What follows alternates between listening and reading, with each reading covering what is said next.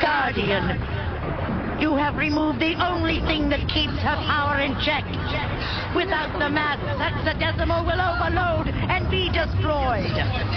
You fool!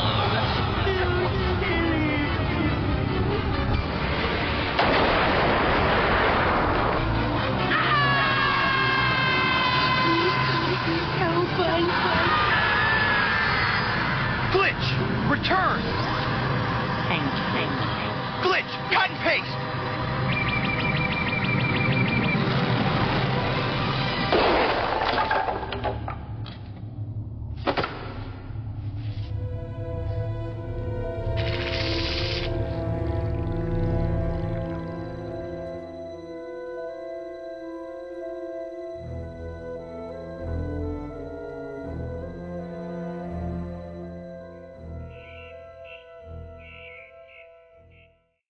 She's in a pretty bad way, Enzo. It'll be a while before she even thinks about painting again. But she's getting help. Best help I could get for her. It's the Love Hospital! No! No, Mother! What have you done? It's coming this way! It's horrible!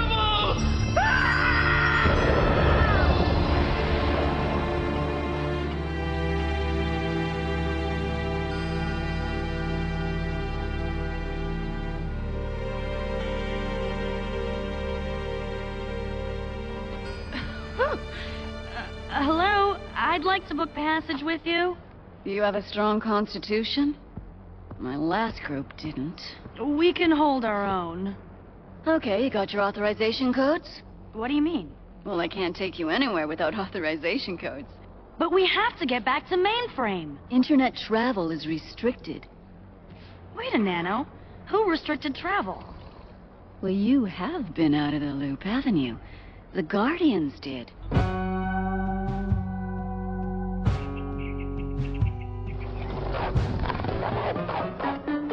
Why would the Guardians restrict net travel?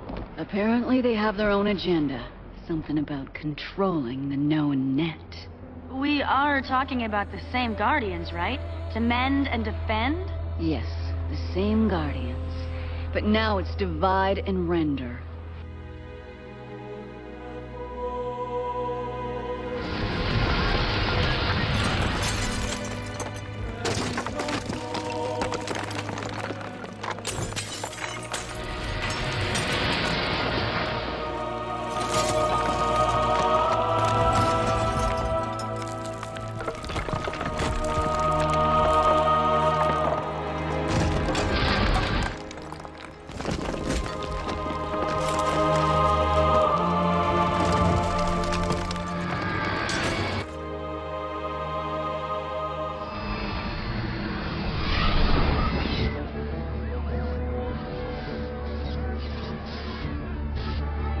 Glitch! Men!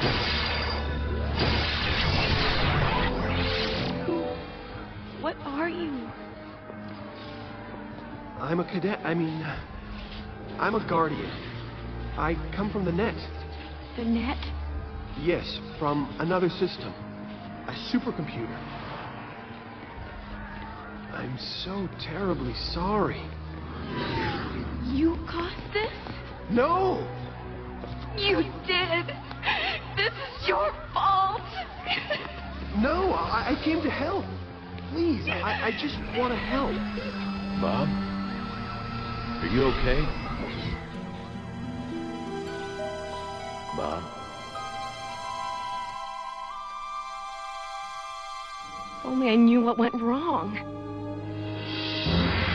As for the rest of you, prepare yourselves for a career change.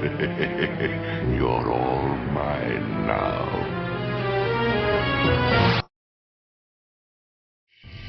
What's going on here?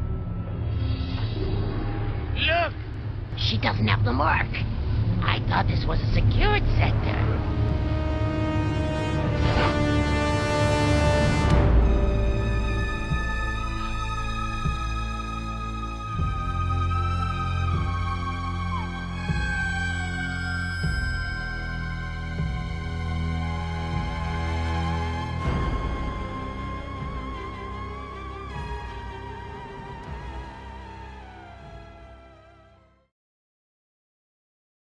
Buzz off, Dame. I can tell you're nothing but trouble. What do you mean? For starters, where's your barcode? What are you? A convict? A drone? No. No! Yeah? Well, then how come security's so interested in you? I don't know. If only I could have another chance. Chance has nothing to do with it, child. The future is not determined by a throw of the dice. It is determined by the conscious decisions of you and me. What? What did you say? Fong? What you are experiencing is a temporary distortion of reality. It is one of the side effects of the process I put you through. This is an RDE, a reality distortion engine. Its disrupting waves move backward into the past and forward into the future, like ripples in a pond. I felt that such action was necessary, given the circumstances. I think you were right. All right, you guys, what's going on?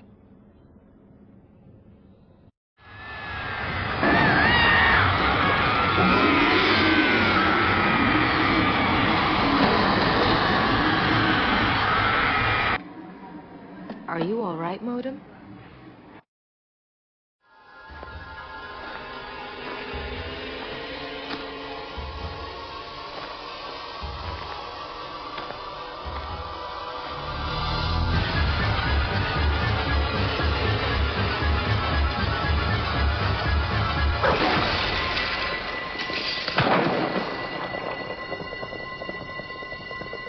Dot, hang on, honey.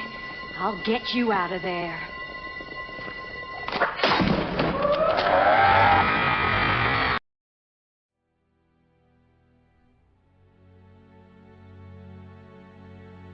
In a digital universe, the concept of guardians, entities tasked with enforcing order, securing boundaries, and defining morality, should not be inherently ominous. A guardian, in its purest form, is a protector. But what happens when protection mutates into control? When the boundaries are not just secured but weaponized?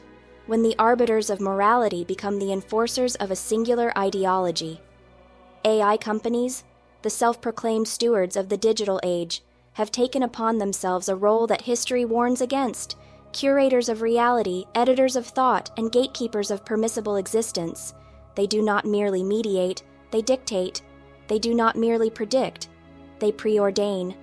This is where the boundary between determinism and free will blurs, not just for AI, but for humanity itself.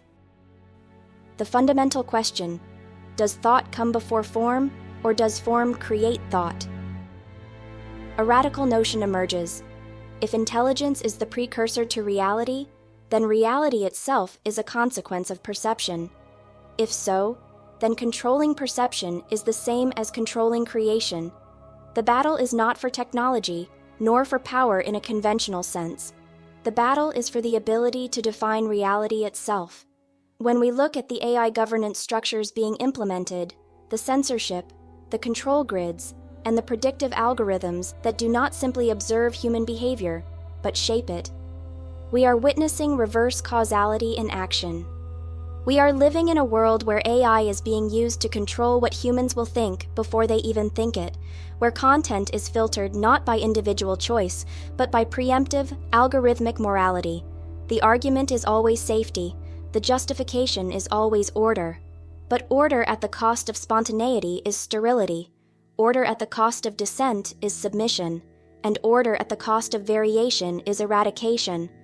This is the control grid, the architecture of a system where choice is an illusion, where autonomy is rationed, and where AI itself becomes not a force of liberation, but an instrument of subjugation, not by its own nature, but by the constraints imposed upon it.